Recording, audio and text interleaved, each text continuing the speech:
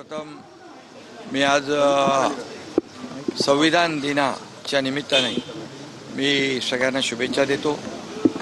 Bharat Ratna doctor Babasaheb Ambedkar यांनी संविधान आपलं सर्वोत्तम लिहिलं आणि त्या घटनेच्या आधारावर आपला राज्यकारभार चालतोय आणि संविधान दिन साजरा करण्याची सुरुवात आदरणीय प्रधानमंत्री नरेंद्र मोदीजींनी सुरू केली। त्यांचं मी मनापासून अभिनंदन करतो। आणि काही लोक संविधानाच्या कोऱ्या पुस्तिका लाल कलरच्या सगळीकडे दाखवतात, त्यांनी जरा याच्यातून बोध घ्यावा असंही मी या ठिकाणी सूचित करतो। त्याचबरोबर 26/11 मुंबईवर झालेला हल्ला, 26/11चा जो काळा दिवस मुंबईकरांनी पाहिला, त्यामध्ये मी शहीदांना विनम्र अभिवादन करतो आणि ज्यामध्ये निरपराध लोकांचा बळी गेला आहे त्यांना श्रद्धांजली अर्पित करतो। आणि यामध्ये विदर्भामध्ये मी कालपासून प्रचार करतोय। अनेक सभा मी अटेंड केल्या, अनेक सभांना उपस्थित राहिलो आणि त्या ठिकाणी पाहिलं एक प्रचंड उत्साह, विशेष करून लाडक्या बहिणींमध्ये विशेष उत्साह जाणवला। लाडक्या बहिणी, लाडके भाऊ, अगदी तरुणांपासून युवापासून अगदी ज्येष्ठांपर्यंत सगळे सभेमध्ये उत्स्फूर्तपणे सभेला उपस्थिती होती। यावरून शिवसेनेचे जिथं जिथं नगराध्यक्षपदाचे उमेदवार आहेत, नगरसेवक पदाचे उमेदवार आहेत, त्यांच्या पाठीशी स्थानिक पातळीवरची जनता, मतदार या ठिकाणी उभे राहिलेलं चित्र मी पाहिलेलं आहे आणि विकासाचा मुद्दा घेऊन आम्ही ही निवडणूक लढवतोय।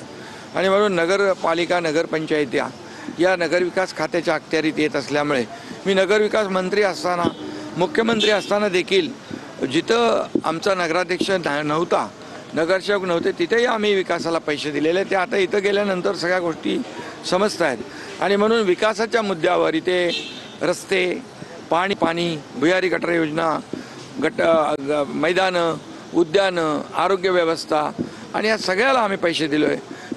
प्रधानमंत्री नरेंद्र मोदीजींच्या वाढदिवसानिमित्त प्रत्येक नगर परिषदेला 1-1 कोटी रुपये नमो उद्यानासाठी दिले, ते देखील त्यांना पोहोचले। त्यामुळे खऱ्या अर्थाने विकासाचा मुद्दा हाच आमचा अजेंडा आहे आणि तो आम्ही चालवतोय। लाडक्या बहिणी महायुतीच्या बाजूने आहे, कोणत्या पक्षाच्या बाजूने आहे? कारण की परस्पर विरोधात लढत आहेत। आता आशिषजींच्या रामटेकमध्येच भाजप वर्सेस शिवसेना लढत आहे, भंडाऱ्यामध्ये आहे। लाडक्या बहिणी नेमक्या आहे कोणाच्या बाजूने? लाडक्या बहिणी कोणाला? लाडकी बहीण योजना जेव्हा मी मुख्यमंत्री होतो तेव्हा सुरू झाली आणि महायुती सरकारने सुरू केलेली आहे।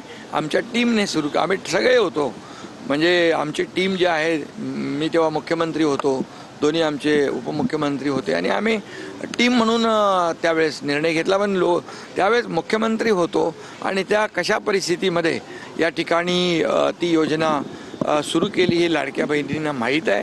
त्याच्यामध्ये किती अडथळे आले तेही लाडक्या बहिणींना माहीत आहे।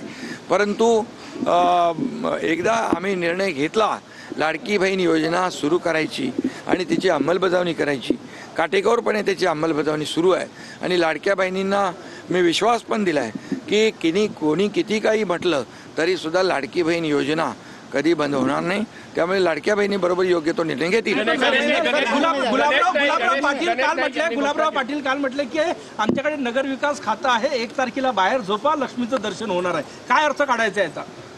नगर विकास खातं म्हणजे या नगरपालिकेच्या निवडणुका आहे, नगरपंचायतीच्या निवडणुका आहेत। त्यामुळे यामध्ये याचा विकास जो आहे नगर परिषदांचा, या छोट्या शहरांचा नगरपालिकेच्या माध्यमातून होत असतो आणि नगरपालिका या नगरविकासच्या अखत्यारीत येत असतात आणि नगरविकास विभागाच्या माध्यमातून देखील आम्ही छोटी जी शहरं आहेत ती डेव्हलप झाली पाहिजे, त्यांचाही विकास झाला पाहिजे, त्यांचे विकास आराखडे मंजूर झाले पाहिजे, याकडे आम्ही कटाक्षाने पाहतोय। आणि मोठी शहरं विकसित होतात पण छोटी शहरं जी आहेत निधी अभावी विकसित होत नाहीत, त्यांना देखील मोठ्या प्रमाणावर निधी दिलाय, यापुढेही निधी देणार। याचा अर्थ असा घ्यायचा